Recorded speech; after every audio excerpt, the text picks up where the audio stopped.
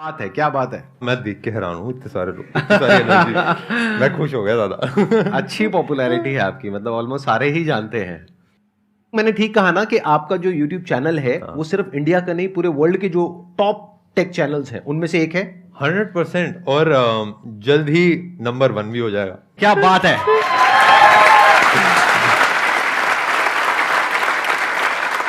I believe आप भी like world के नंबर 1 है ही। और लाइक शेयरिंग आपके साथ इस स्टेज को शेयर करना भी इट्स अ वेरी मेरे लिए एक काफी बड़ी बात है। अरे और क्या मेरे बात को है। एक बहुत ही स्ट्रॉन्ग प्रेजेंस फील हुई ये पूरी ऑडियंस से, जो एनर्जी। तो हाँ, मतलब मैं बहुत खुश हूँ। मैं बचपन से ही, मेरे को बिल्कुल बोलना नहीं आता था, मैं किसी से बात भी नहीं कर पाता था। बट एक दिन मैंने बस डिसाइड करा कि हाँ, एक चलो वीडियो बनाते हैं, क्योंकि हाँ, पुश करना होता है जीवन में, आगे बढ़ना होता है। ये कौन सी ईयर की बात है? ये आई थिंक 2014 की बात है। अच्छा। जब मैंने पहली वीडियो अपनी डाली थी। और उसके बाद स्टेप बाय स्टेप ऐसा हुआ कि जैसे आप भी वीडियो बनाते हैं तो लोगों की हेल्प होती है, और वही फीडबैक वापस आता है कि मैंने भी जब वीडियो बनाई थी, एक फ़ोन को रूट कैसे करना है, छोटी सी चीज़ बनाई थी, वो कुछ लोगों को 10 लोगों को पसंद आई, ऐसे 10 के 20 30 40 50 ऐसे करते रहे। और अब आई थिंक 9-10 साल होने वाले हैं, बट अभी भी वो सेम फीलिंग, अभी भी वो सेम एनर्जी मुझे फील होती है। अच्छा, एक क्वेश्चन है मेरा आपसे, ऑडियंस, इससे पहले कि आपसे कोई क्वेश्चन पूछे। ये मैंने पढ़ा है और सुना है काफी जगह पर कि जो टेक यूट्यूबर्स होते हैं उनको बहुत अच्छे पैसे मिलते हैं रिव्यूज करने के। तो क्या ये बात सच है या झूठ है? और अगर सच है तो कितना पैसा मिलता है? मैं एकदम ऑनेस्ट बताता हूँ, रिव्यू करने के पैसे, मतलब जो हमारे मुंह से शब्द निकल रहे हैं वो हमेशा हमारे होते हैं। ब्रांड पे करता है एक स्मार्टफोन को हमारे चैनल के ऊपर सामने दिखाने के लिए, और कभी कभार वो लॉन्च के पहले आ जाता है, बट ज़्यादातर केसेस में वो हमारे ही शब्द होते हैं, और मतलब ब्रांड की इन्वॉल्वमेंट नहीं होती। जैसे अगर ब्रांड का बिहाइंड द सीन बताना है, या फिर एक फ़ोन लॉन्च के पहले से रिव्यू करना है, या फिर ऑडियंस को थोड़ा सा गिव अवे करना है 15-20 फोन्स का जो निकले नहीं है, तो उन सब में ब्रांड की कोलैबोरेशन ज़्यादा काम रहती है। बट हमको ऐसा है कि हमको इतनी ज़रूरत नहीं पड़ती, क्योंकि हमारे और जो हमने चीज़ें बिल्ड करी हैं वो काफ़ी अच्छी हैं, और यूट्यूब एडसेंस से अच्छा खासा पैसा आ जाता है। तो इंडिया के आई थिंक आप टॉप 5 में होंगे, if I am not wrong, tech YouTubers में। इन टर्म्स ऑफ व्यूअरशिप हम नंबर 1 पे होंगे।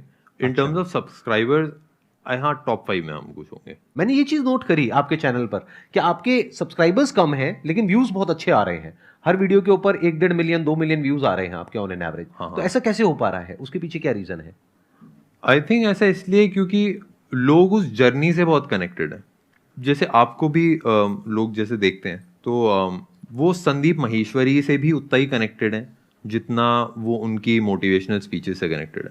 तो मेरे साथ भी मेरे को ऐसे लगता है कि जो ऑडियंस है उसने साथ साथ ग्रो करा है और साथ साथ चीज़ें देखी हैं, तो इसलिए वो समझते हैं कि मैं क्या चीज़ है, क्यों कर रहा हूँ। मैं इंग्लिश से हिंदी में बनाने लगा था, फिर उसके बाद कॉलेज से कैसे कैसे मैंने ग्रो करा है। तो लोग वो जर्नी में भी उतना ही इंटरेस्टेड हैं जितना वो स्मार्टफोन में इंटरेस्टेड है।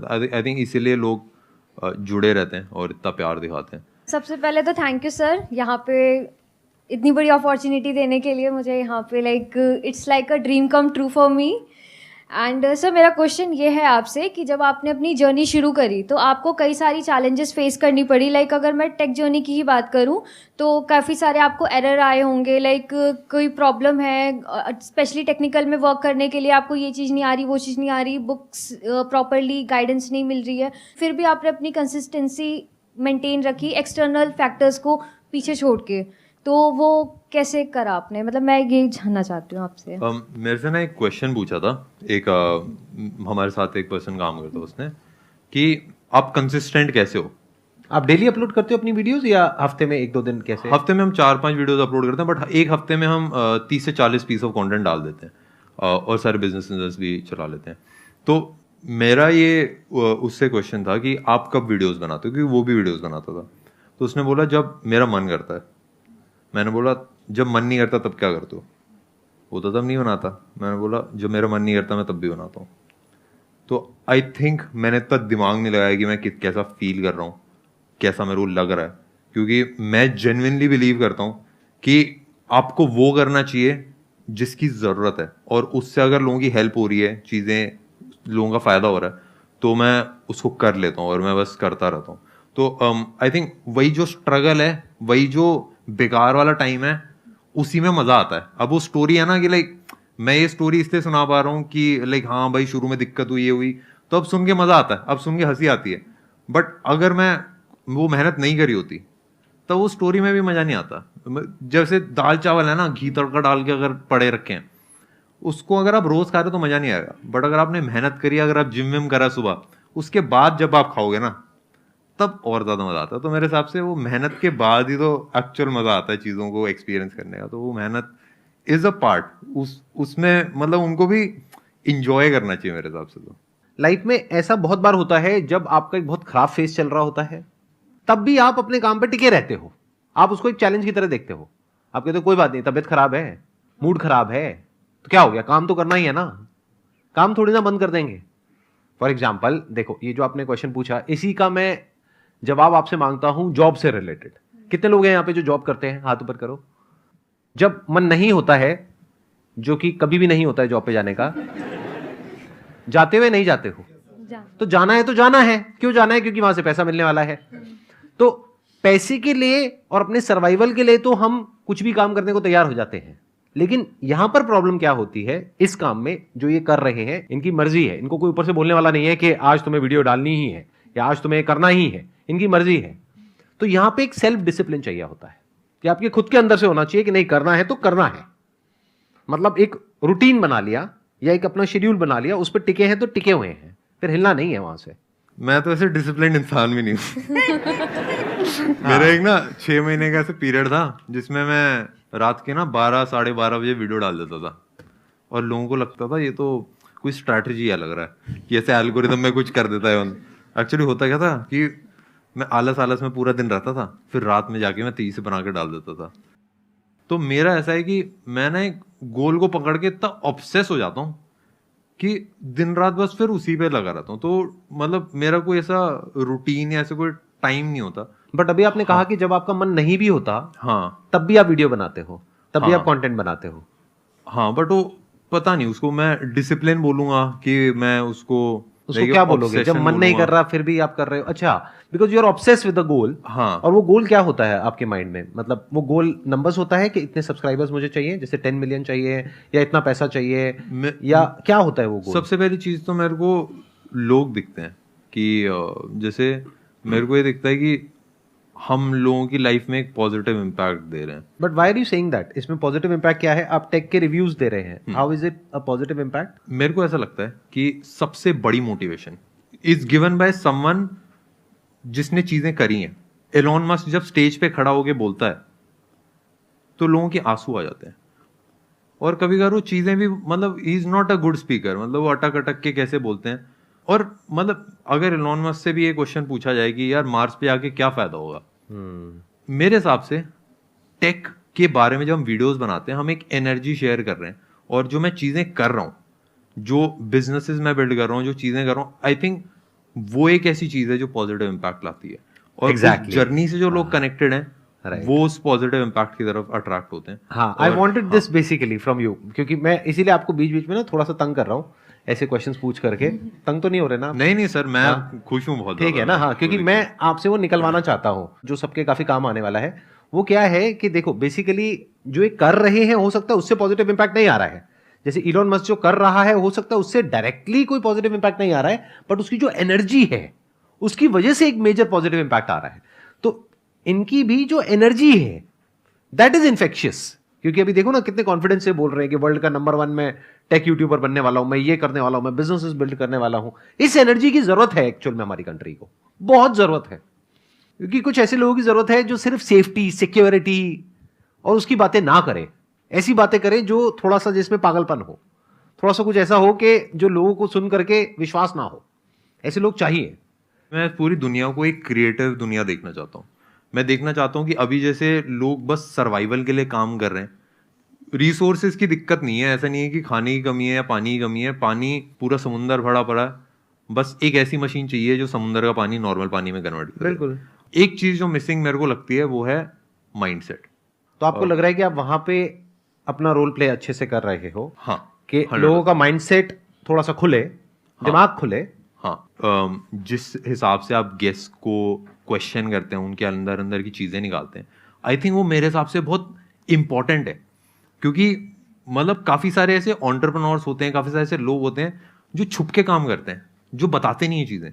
तो मेरे ख्याल से जब एक स्टेज दिया जाता है और जिस हिसाब से आप उनको क्वेश्चन करके उसी को एक, जैसे हम भी वही करते हैं कि हम मसाला ऐड करते हैं, थोड़ा सा ऐसे हंसी मजाक हो जाता है, तो उस हिसाब से जब ऑडियंस तक पहुंचता है तो आई थिंक उससे ऑडियंस का बहुत फायदा होता है। तो इसके लिए मैं डेफिनेटली आपको अप्रिशिएट करूंगा और मेरे को ये इनिशिएटिव बहुत अच्छा लगा। मेरा क्वेश्चन ये है कि आप कैसे डाउनफॉल्स को हैंडल करते हो और कैसे आप मोटिवेटेड रहते हो।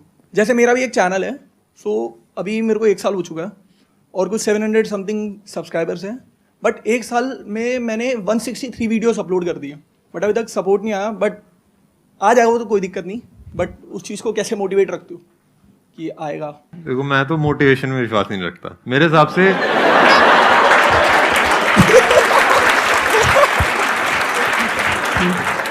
मोनिका जी, इनको पैसे नहीं पहुंचाए थे क्या? मेरे हिसाब से जैसे जैसे मैं चीजें करता रहता हूँ उससे लोगों का फायदा होता है और वही वापस आता है। और कभी कभार वो करने में मजा नहीं आता, कभी कभार मतलब मैं कभी कभार क्या 70% ऑफ टाइम मेरे को तो नहीं आता। मैं ज्यादातर ऐसी चीजें करता हूँ जो मुश्किल होती हैं, जिनमें हालत खराब हो जाती है।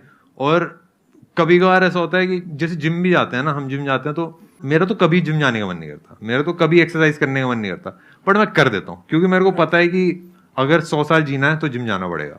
और सेम चीज उसके लिए भी है कि जैसे मैं चीजें कर रहा हूँ तो मेरा मन नहीं करता, बट मैं कर देता हूँ ये, और मेरे को फर्क नहीं पड़ता कि मेरा मन कर रहा है कि नहीं कर रहा, मैं तो सोचता भी नहीं। और जब ऑडियंस से रिस्पॉन्स आता है ना, और जब लोगों का फायदा होता है, तब रियलाइज हो जाता है कि हाँ भाई चीजें कर रही है। तो मेरे ख्याल से वो जो वाई है ना, वो सबसे बड़ी मोटिवेशन है। मैं यहाँ पे थोड़ा सा और बिल्ड करूंगा इस क्वेश्चन के आंसर को। आपने बोला कि मेरे को 1 साल हो गया है, मैंने 173 वीडियोस अपलोड कर दिए हैं, अभी तक कुछ हुआ नहीं है, तो मोटिवेटेड कैसे रहे? तो यहाँ पे मोटिवेशन की नहीं, डीमोटिवेशन की जरूरत है। मोटिवेशन हर जगह काम नहीं आता है।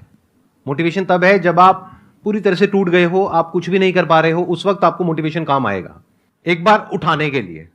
लेकिन उठ गए हो, चल पड़े हो, तो आपका गोल इस तरफ है, लेकिन आप मोटिवेटेड होकर के इस तरफ भाग रहे हो, वो मोटिवेशन आपको फायदा दे रहा है, नुकसान कर रहा है? समझ पा रहे हो ना मैं क्या कह रहा हूं? मोटिवेशन सिर्फ अगर आप गिर गए हो और टूट गए हो अंदर से, आपको खड़े करने के काम आएगा।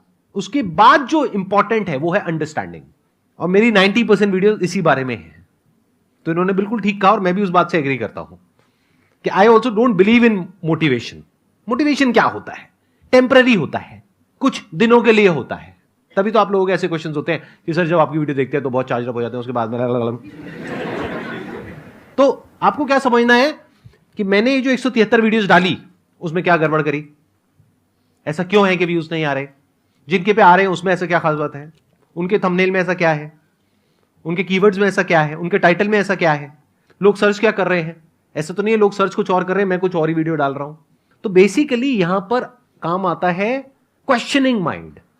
यू नीड टू क्वेश्चन कि ऐसा क्यों हो रहा है, आपको रुक जाना है।